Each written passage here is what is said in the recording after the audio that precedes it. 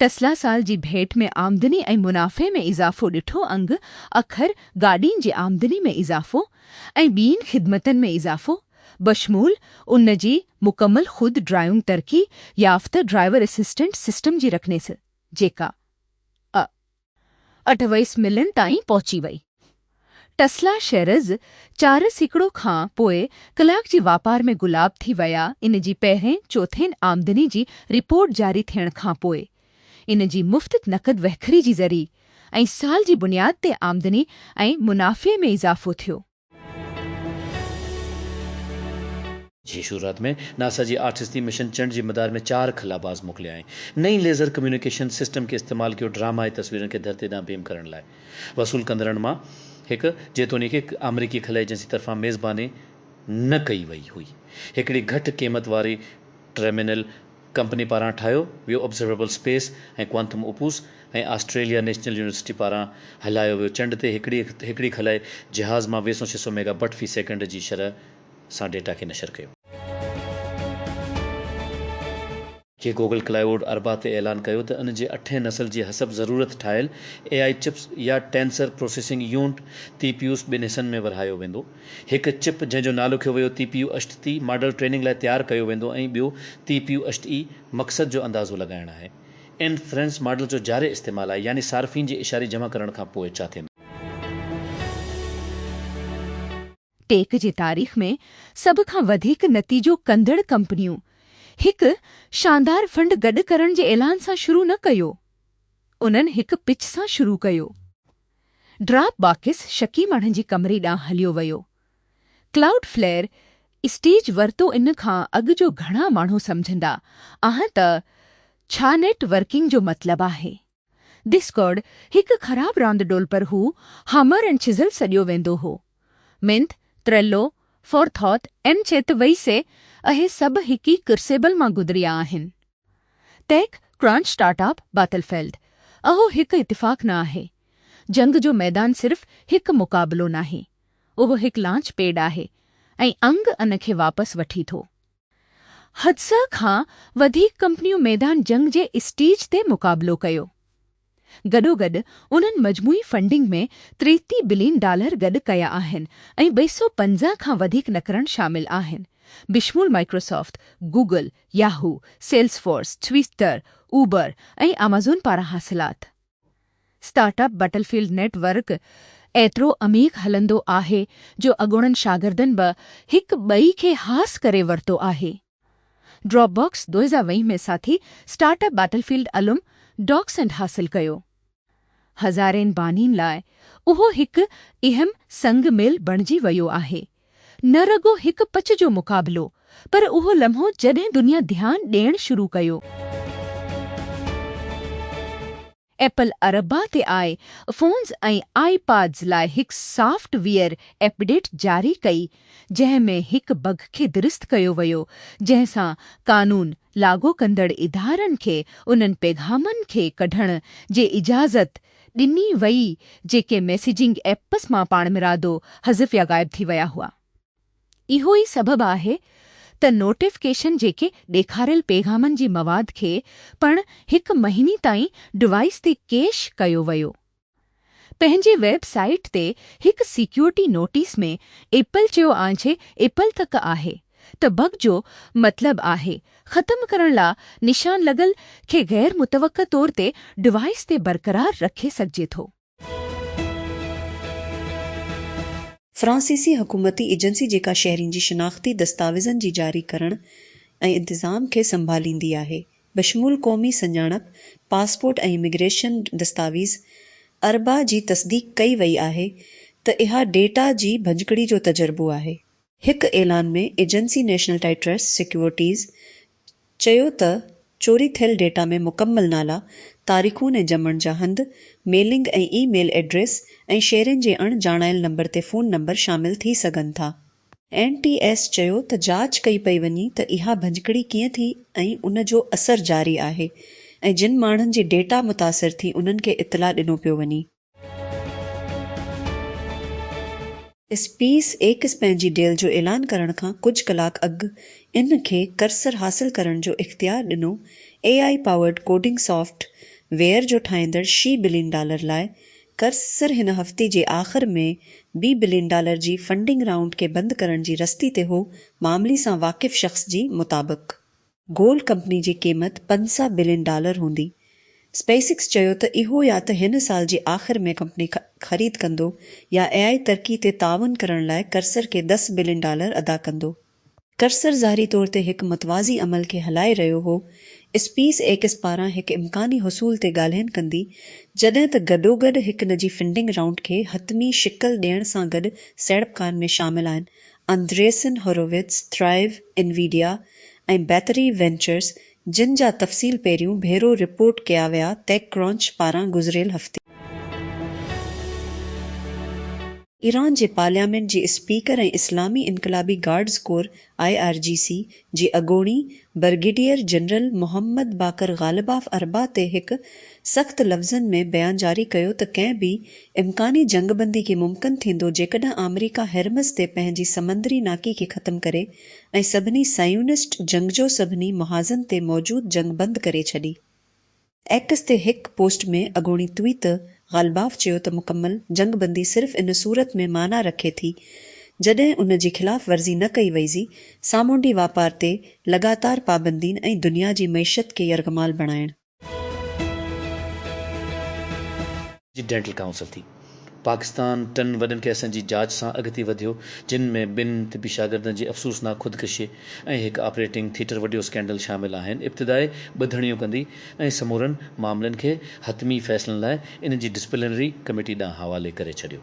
PMDC जे हिकु बयान मूजिबि इब्तिदाई ॿुधणियूं मुनक़िद कयूं वेयूं त जीअं बाज़ाब्ता नज़्म ज़ब्त जी कार्रवाई शुरू करण खां पहिरियां मुंसिफ़ाना ऐं बाख़बर तशख़ीस खे यकीनी बणाए सघिजे। स्टेक होल्डर्स, जिन में शामिल इदारनि जा नुमाइंदा शामिल हुआ, खे दावत ॾिने वई हुई त इहे पंहिंजा खातो पेश कनि ऐं वाज़े हक़ीक़ती रिकॉर्ड क़ाइमु करण में मदद कनि।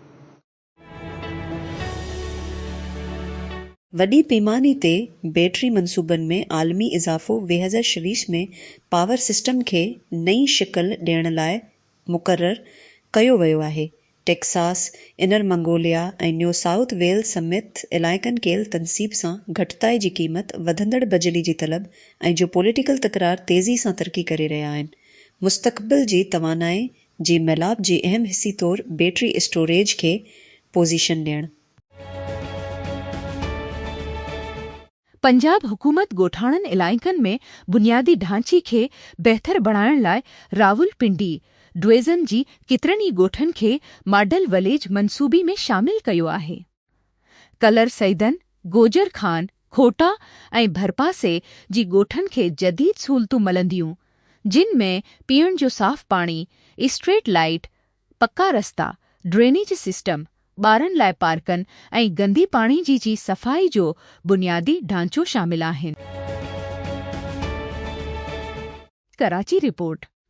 DRG साउथ जी deputy inspector DRG Syed Asad Raza अरब्बा ॾींहंडान खे ॿुधायो त इंटरपोल लियारी जी मफ़रूर जवाबदार वसीला लाखो लाइ रेड नोटिस जारी कयो आहे, जेको मुबीना तौर ते परॾीह में लकियल आहे ऐं कराची पुलिस खे घरबल आहे। हिकु रेड नोटिस हिकु दरख़्वास्त आहे। ही कानून लागू कंदड़ इदारनि खे इंटरपोल तरफ़ां हिकु शख़्स खे ॻोल्हण ऐं आर्ज़ी तौर ते गिरफ़्तार करण लाइ हिकु शख़्स जे हवालगी, हथियार फटा करण या साॻई कानूनी कार्रवाई। जी पॾे वज़ारत जी तर्जुमान इस्माइल बकाए अरबा ते चयो आहे त इस्लामी जमहूरी अमरीका तरफ़ां जंग बंदी जी तोसीअ ते तबसरो करण खां सवाइ विच ओभर में जंग ख़त्म करण जी पाकिस्तान जी कोशिशनि खे साराहियो।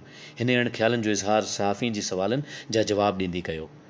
ईरान जी पॾे वज़ारत तरफ़ां जारी कयल बयान में चयो वियो आहे त बाक़ी खां 8 अप्रैल ते तेहरान ऐं वाशिंगटन विच में थियल जंगबंदी में तोसी लाइ पाकिस्तान जी दरख़्वास्त बाबति पुछियो वियो।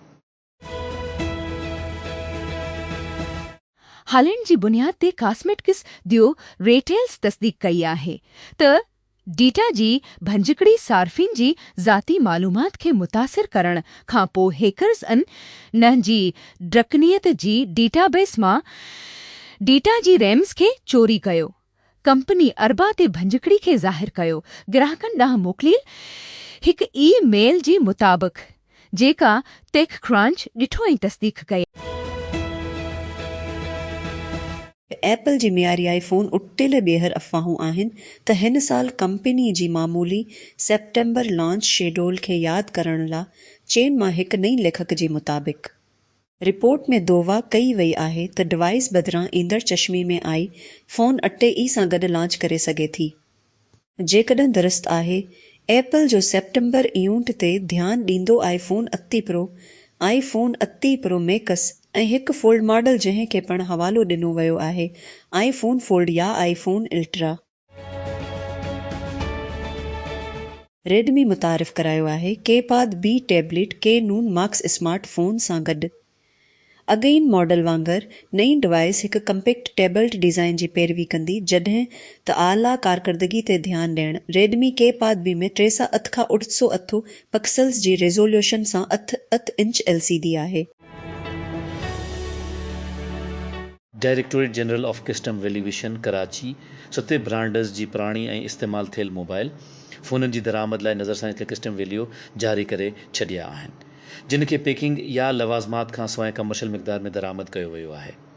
अपडेट कयल क़ीमत Apple, sharp, Samsung, Google pixel ऐं वन प्लस समेत वॾनि ब्रांडर्स जी केतिरनि ई मॉडल्स ते लागू थिए थी।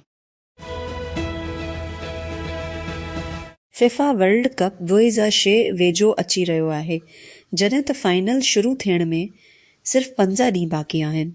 फुटबॉल जे सभ खां वॾी शोडून सां गॾु किक ऑफ थियण लाइ एसोसिएशन सभिनी HR मैचनि लाइ टिकट विकिरो ॿीहर खोलियो आहे। सीज़न 3 खां अॻु यूफोरिया खां धार थी वियो, जॾहिं हिन जी म्यूज़िक शो जो ट्रेड मार्क बणिजी वई हुई ऐं हिन आख़िरकार इंकशाफ़ कयो त कहिड़नि सबबि हिन वॾी पैमाने ते वरितो ऐं श्वारनि खे इंस्टाग्राम ते सॾु कयो 17 सालनि जी बरतानवी गाइणी, जंहिंजो असुलु नालो टमोथिले मैकेंज़ी आहे, ताज़ो ई शो जे ख़िलाफ़ सख़्त तनक़ीद कई ऐं पंहिंजी छॾण जो ऐलान कयो। बरतानवी बादशाह खे धरतीअ जी ॾींहं ते माहौल जे लाइ पंहिंजी ज़िंदगी जी वाबस्तगी लाइ हैरान कंदड़ एज़ाज़ मिलियो आहे। अमरीका जे संदसि इंतिहाई मुतवक़्क़ दौरी खां कुझु ॾींहं अॻु कंग चार्ल्स टियों खे गिरिन बेलियो पेटर बेज सां नवाज़ियो वियो आहे, हिन जी ॾहाकनि ताईं माहौलियाती तहफ़्फ़ुज़ ऐं इस्तेहकाम जी कोशिशनि लाइ। विक्टोरिया बेकहम खे खोलियो वियो त कंहिं हो ऐं मड़स ड्रूड बेकहम हिक ॿई ते भाकर पाईंदी आहे, जीअं आहे अवाम जी नज़र में चैलेंजिस खे मिन्ह न ॾीन। 21 अप्रैल ते ज़ुहूर दौरान अॼु जीना सैशनल सां गॾु फैशन डिज़ाइनर 1 साल खां पोइ विशद ताईं जोड़े जी लचक ते इकासी कई वॾी पट ब्रुकलिन बेकहम सां उन्हनि जी छकताण वारी रश्ती बाबति सरखैन सां निशान लॻल। छमझ रखे थी डेमोक्रेटिक पार्टी जी सीनेट मां उम्मीद रखंदड़ ग्राहम प्लाटनर बेठो सुप्रीम कोर्ट जी जजनि ऐं अमेरिका जी सदर डोनाल्ड ट्रंप खे मुआख़ज़ी करण जो ख़्यालु पेश कयो आहे। खीनबे सी न्यूज़ सां हिकु इंटरव्यू में प्लाटनर डेमोक्रेटिक पार्टी ते ज़ोर ॾिनो आहे त हू ट्रंप जे ख़िलाफ़ वधीक जारण अंदाज़ इख्तियार करे पंहिंजी मनसूबे खे सुप्रीम कोर्ट मां ॿिनि क़दामत पसंदि जजनि खे हटाइण, ट्रंप खे मुआख़ज़ी करण, वाइट हाउस खे बंदि करण ऐं हर इलाह शख़्सियत जे ख़िलाफ़ सबपूना इस्तेमालु करण जो बयानु कयो आहे, जेको हिन वक़्तु हुकूमत लाइ कमु करे रहियो आहे। छोपिने या इन्फोस सां भाईवारे कई आहे इन जी मसनूई ॼाण रखंदड़ औज़ार बशमूल कोडिंग असिस्टेंट कोडिक्स हिंदुस्तानी IIT दियो जी तोपाज़ AI प्लेटफॉर्म में इन्फोस चयो त इंज़माम पंहिंजे ग्राहकनि खे सॉफ्टवेयर डेवलपमेंट खे जदीद बणाइण, कम जी फ्लोज़ खे खुदकार करण ऐं पैमाने ते AI सिस्टम खे तरतीब ॾियण में मदद ॾियण लाइ इस्तेमालु कयो वेंदो। शुरूआती तौर ते सॉफ्टवेयर इंजीनियरिंग, वर्सी जी जदीदियत ऐं DevOps ते ध्यानु ॾियणु। Arc invest venture fund in J पेरें lead सैडपकारी कई आहे। शुरूआती स्टेज जी शुरूआत में लोकरा नाले फर्म जे बानी केथी वोडस टेकक्रंच खे ॿुधायो, असां इन बाबति काफ़ी पुरजोश महसूस करियूं था। वोडस मथी ॾिनल तस्वीर ताज़ो इंटरव्यू में चयो त शुरूआती में सैडपकारी जे हवाले सां सोवे northern gas pipelines limited PSX SNGP हिकु सरकारी वज़ाहत जारी कई आहे जॾहिं लाहौर हाई कोर्ट हिकु ढिघी अरसी खां हलंदड़ कास्ट CEAE टैक्स केस में साज़गार फ़ैसिलो ॾिनो, सीड़पकारनि खे यकीन ॾियारियो त फ़ैसिले सां कंपनी लाइ को बि माली असर न पवंदो। वाज़े रही त मीडिया जी रिपोर्टुनि बाद अदालती फ़ैसिले खे अजागर कयो वियो। कंपनी खे वज़ाहत करण जी हदायत कई वई त तकरार CEA जी अदायगी सां लाॻापियल पुराणी टैक्स दावे जी नतीजे में अॻु में सोई सदरन गैस कंपनी लिमिटेड खे कयो वियो। ॿिनि पाकिस्तानी खलाबाज़नि खे चइजी इंसान बरदार खिलाई प्रोग्राम लाइ उम्मीदवार तौरु चूंडियो वियो आहे, जेको मुल्क जी खिलाई अज़ाइम लाइ हिकु अहम संग मेल आहे। रिपोर्टनि मुताबिक़ ॿई उम्मीदवार मोहम्मद ज़िशान अले ऐं खरम दाऊद गॾियल इंसानी खिलाई अदाम तहत तरबियत लाइ चई वेंदा। उन्हनि मां हिकु उमेद कई वई आहे त आख़िरकार हिकु पाई लोड स्पेशलिस्ट जे तौर ते अॾामंदो, जंहिंजी खिलाई स्टेशन जो दौरो करण लाइ पहिरियों पर ॾेही खलाबाज़ बणिजी वियो। जेडमी मुतारिफ़ करायो आहे के नोथू मार्क्स के सीरीज़ में इन्हनि जो जदीद कारकर्दगी ते ॿुधल स्मार्टफोन सभिनी क़िस्मनि जी गेमिंग फीचर्स सां मुकमल आहे। डिवाइस हिकु परचम बरदार मेजेटिक चिपसेट, हिकु फाल कूलिंग सिस्टम, हिकु अले रिफ्रेश जी शरह अमोलेड डिस्प्ले ऐं तेज़ चार्ज सां गॾु हिकु वॾी सलका कार्बन बैटरी खे गॾु करे थो। आन हाथवे जीनुवेया जी राणी मिया जी हैसियत सां ॿेहर पंहिंजो ताज पाइण लाइ तयारु आहे। ऑस्कर एवार्ड माणींदड़ अदाकारा एंटरटेनमेंट वीकली खे हिकु नई इंटरव्यू में प्रिंसेस डायरी 3 बाबति अहम अपडेट ॾिनी आहे। इन ॻाल्हि जी तस्दीक कंदी चयो आहे त प्रिंसेस डायरी 2 जी 2 वीसीद सालनि खां पोइ नई किसत ते कमु जारी आहे। चीफ फाइटर पायलट खे हुकुम ॾिनो वियो आहे त हो 8 मिलियन वो पाण सामूने वोरो वे थी जी विच वारी हवाई टकरीअ ते नुक़सान जी सूरत में अदा करे जेको हिन पाण खे अॾामण जूं तस्वीरूं ऐं वीडियोज़ हासिल करण जी कोशिश कई। हिकु सरकारी रिपोर्ट अरबा ते चयो board of audit and inspection जी रिपोर्ट मूजिबि पायलट, जंहिंजी सञाणप खे रोकियो वियो हो, ॿीहर तफ़वीज़ करण खां अॻु पंहिंजी आख़िरी सवारी जी फुटेज खे पकड़णु चाहे थो। तरके जी मारूफ़ सेड़पकारी होल्डिंग कंपनी कोच होल्डिंग जी घरो सामान जी माथत कंपनी बेको डाउलेंस जी रेफ्रिजरेटर जी तामीराती इंफ्रास्ट्रक्चर में $20 मिलियन जी सेड़पकारी जो ऐलान कयो आहे, जेका कंपनी जी पैदावारी सलाहियतनि खे वधाइण में हिकु अहम क़दम आहे। तक़रीब में कोक होल्डिंग ऐं बेको जी आला क़यादत जी शिरकत, कंज्यूमर डेरिबल्स इंडस्ट्री में कोक ग्रुप जी परचम बरदार ऐं डाउलेंस जी पेरन कंपनी, जंहिं में कोक होल्डिंग में कंज्यूमर डेरिबल्स ग्रुप जो सदर पुलातसी, ज़ाफ़र उस्तुनर चीफ कमर्शियल ऑफिसर एशिया रूस ऐं सब सारा अफ्रीका लाइ बीको में, बरिश आल-पासलान चीफ माली ऑफिसर CFO बीको में। इफ्तिताह पाकिस्तान में सनती सलाहियत ऐं डिघी मदी वारी सेड़पकारी खे अॻिते वधाइण लाइ कोश ग्रुप जे मुसलसल अज़म खे अजागर करे